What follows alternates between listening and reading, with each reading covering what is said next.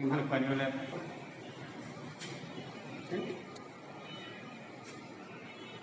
ఈ జనాభా మానవ వనరుల అభివృద్ధి ఈ పాఠ్యాంశంలో 2 మార్కులు ప్రశ్నలు మనం చెప్పుకుంటున్నాం.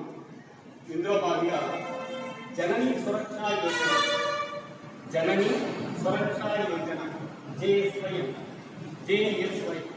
జననీ సురక్షా యోజన 2005-2006 సంవత్సరంలో ఈ పథకాన్ని ఏపీ ప్రభుత్వం ప్రారంభించింది. 2005-2006 సంవత్సరంలో ఈ పథకాన్ని ఏపీ ప్రభుత్వం ప్రారంభించింది. దీని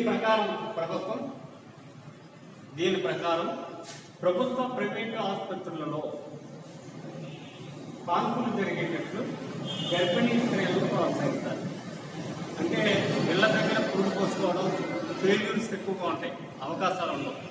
అంచేత ఈ గర్భిణీ స్త్రీలు పురుడు పోసుకోవడం అనేది ఖచ్చితంగా ప్రభుత్వ ఆసుపత్రుల్లోనూ లేకపోతే ప్రైవేట్ ఆసుపత్రుల్లోనూ హాస్పిటల్లో మాత్రమే పురుడు పోసుకోవాలి.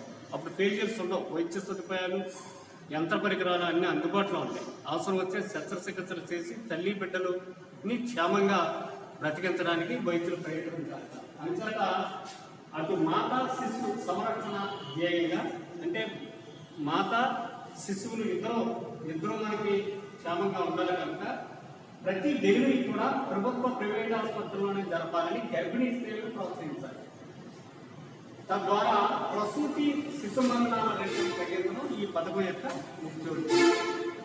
నెక్స్ట్, లింగ సాధికారిక కొలమానం జీఎం, లింగ సాధికారిక కొలమానం జీఎం. మానవ అభివృద్ధి రిపోర్టు లింగ సాధికారిక కొలమానాన్ని 1995లో ప్రవేశపెట్టారు. ఆర్థిక రాజకీయ కార్యకలాపాల్లో స్త్రీ పురుషులు అసమానతలను, స్త్రీల సాధికారతను దీని ద్వారా అంచనా వేస్తారు. అంటే స్త్రీలు పురుషులతో సమానంగా చదువుకునే విధంగా, అన్ని రంగాల్లో ఆవిర్భవించే విధంగా, ముందుకు వెళ్లే విధంగా ప్రభుత్వం అనేక ప్రోత్సాహకాలను స్త్రీలకు అందిస్తుంది. అంచేత ఈ లింగ సాధికారిక కొలమానం జమ్మ ప్రకారంగా 1995లో దీన్ని జమ్మ నిధిని ప్రవేశపెట్టారు. దీని ప్రకారం స్త్రీ పురుషుల అసమానతలను తగ్గించడం, స్త్రీ పురుషుల మధ్య ఉన్నటువంటి అసమానతలను తగ్గించడం, మరోవైపు స్త్రీల సాధికారతను అంచనా వేయడం. స్త్రీలు సాధికారత అంటే తన కాళ్ళ మీద తను నిలబడుకుని స్వయం సమృద్ధిని స్త్రీలు సాధించాలి అని దాని మీద ఈ పథకం యొక్క ముఖ్య ఉద్దేశం. నెక్స్ట్, మొత్తం ప్రసూతి రేటు. ఒక స్త్రీ తన పునరుత్పత్తి కాలం 18 years నుంచి 55 years బిలో, 18 సంవత్సరాల నుంచి 55 సంవత్సరాలలో జన్మనిచ్చే మొత్తం పిల్లల సంఖ్యను మొత్తం ప్రసూతి రేటు అంటారు. 2008 సంవత్సరానికి 2008వ సంవత్సరం నాటికి 2.12 మొత్తం ప్రసూతి రేటు తగ్గింది. అంటే 18 నుంచి 55 సంవత్సరాల లోపు మధ్య వయస్సు కలిగిన స్త్రీలు 2 పిల్లలు మాత్రమే జన్మిస్తున్నారని మొత్తాన్ని చెప్తున్నారని మనకి మొత్తం ప్రసూతి రేటు ద్వారా తెలుస్తుంది. నెక్స్ట్ వన్, మానవ పేదరిక సూచిక. ఇందులో HPA అంటారు, హ్యూమన్ పావర్టీ ఇండెక్స్. మానవ అభివృద్ధి రిపోర్టు 1997లో మానవ పేదరికని ప్రవేశపెట్టారు. దీని ప్రకారం మానవ పేదరిక సూచిక దీర్ఘాయువు 3 అంశాల మీద పనిచేస్తూ ఉంటుంది. దీర్ఘాయువు, పరిజ్ఞానం, జీవన ప్రమాణం. ఈ అంశాలను ఆధారంగా చేసుకుని మానవ పేదరిక సూచికను అంచనా వేస్తారు. దీన్ని మానవ పేదరిక సూచిక అంటే హ్యూమన్ పావర్టీ ఇండెక్స్ని 1997లో ప్రవేశపెట్టారు. మానవ పేదరిక సూచికను ప్రవేశపెట్టారు. దీని ప్రకారం మానవ పేదరిక సూచిక అనేది దీర్ఘాయువు, పరిజ్ఞానం, జీవన ప్రమాణం తదితర అంశాలను బేరీజ్గా చేసుకుని లెక్కించడం అనేది లేదా అంచనా వేయడం అనేది జరుగుతుంది. ఇంగ్లీష్లో చూద్దాం.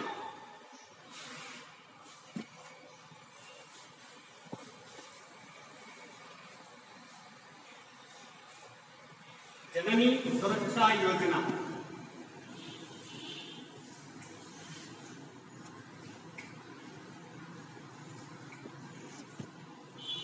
जननी सुरक्षा योजना जननी सुरक्षा योजना was started in the year 2005 and 6 with the objective of providing safety to pregnant women at the time of childbirth.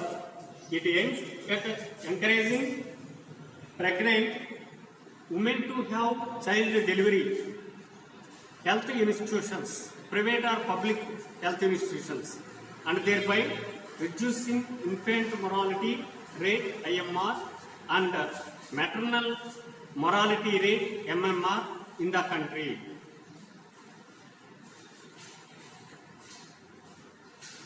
అంటే 2005-6లో ఈ పథకాన్ని ఏపీ ప్రభుత్వం ప్రారంభించింది.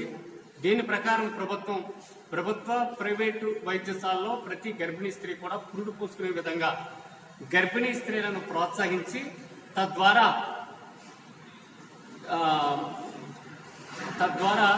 శిశు మరణాలను ప్రసూతి మరణాలను తగ్గించాలనేది ప్రభుత్వ ధ్యేయం.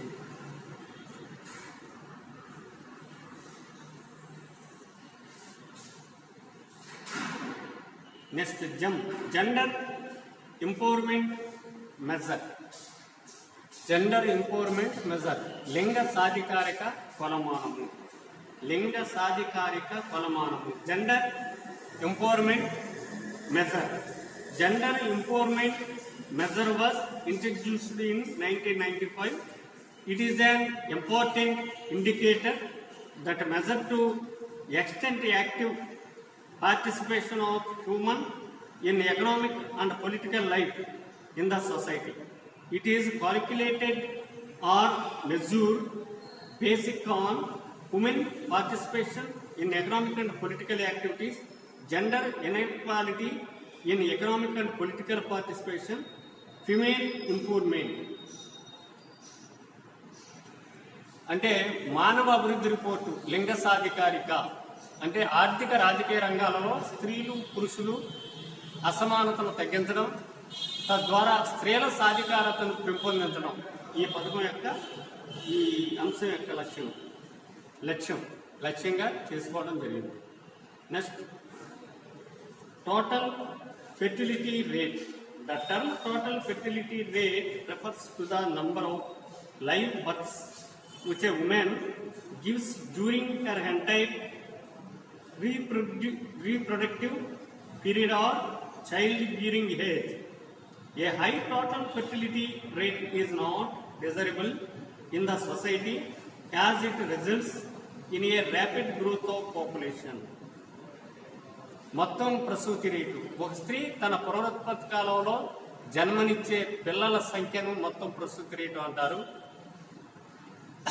2008 సంవత్సరం నాటికి ఇంచుమించు 2 పిల్లలకి జన్మనిస్తున్నట్లుగా మనకి తెలుస్తుంది.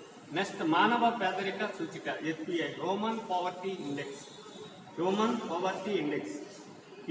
It was introduced in 1997 and is an important indicator or measure of poverty and the extent of deprivation of basic facility to poor people in the society. It is calculated basing on deprivation in 3 important essential elements of human life, namely longevity of life, knowledge, and a decent standard of living. మానవ అభివృద్ధి report 1997లో ప్రవేశపెట్టారు. మానవ పేదరిక సూచికను ప్రవేశపెట్టారు. దీని ప్రకారం మానవ పేదరిక సూచిక 3 అంశాల మీద తన విధానాన్ని లెక్కిస్తూ ఉంటుంది. దీర్ఘాయువు, పరిజ్ఞానం, జీవన ప్రమాణం తదితర అంశాలపై లెక్కిస్తారు.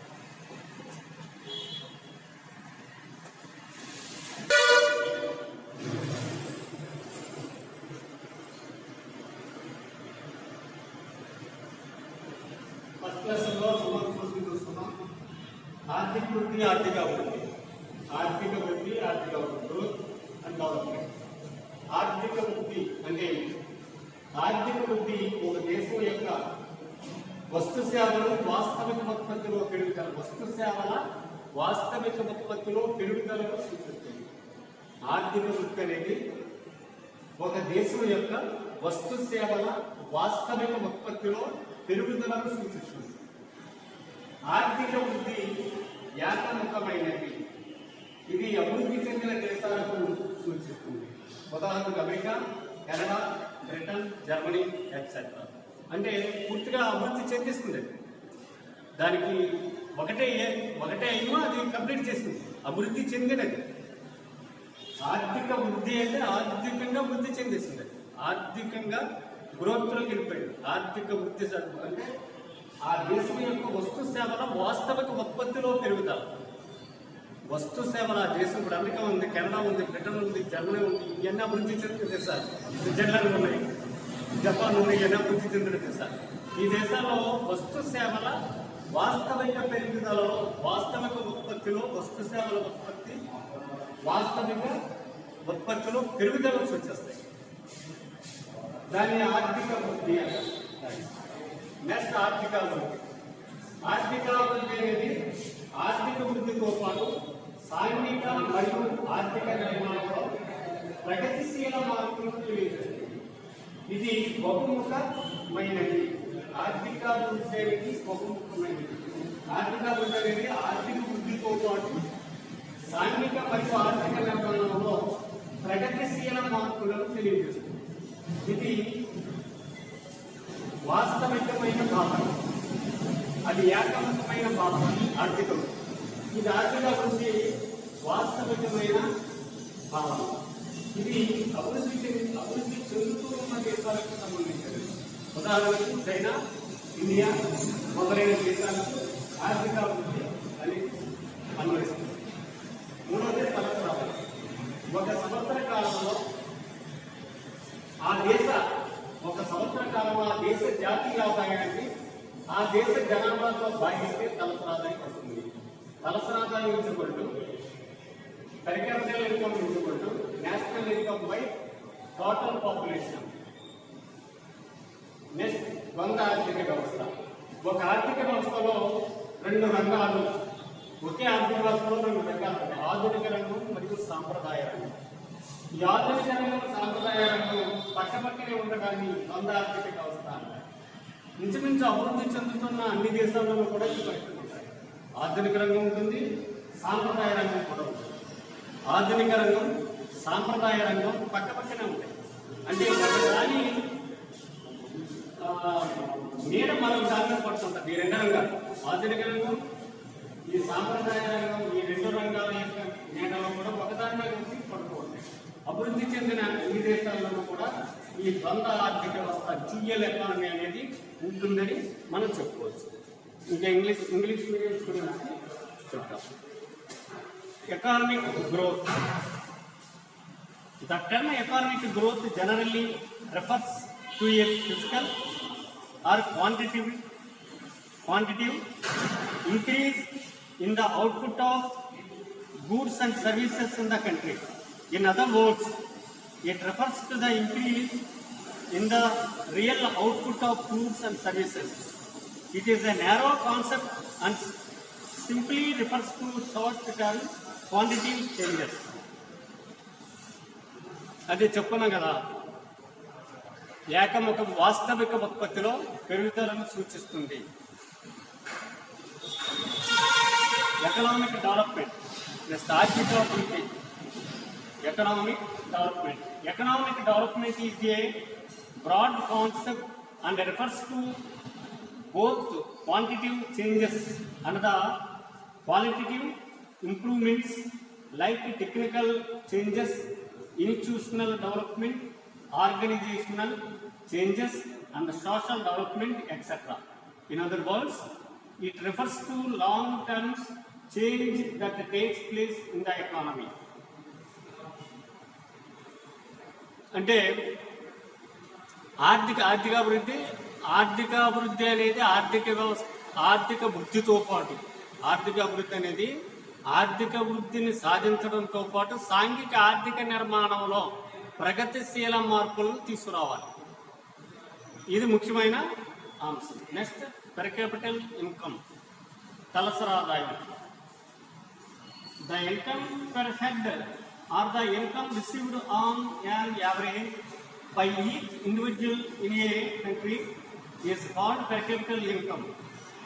It can be known by dividing by net national income of the country with the population of the country.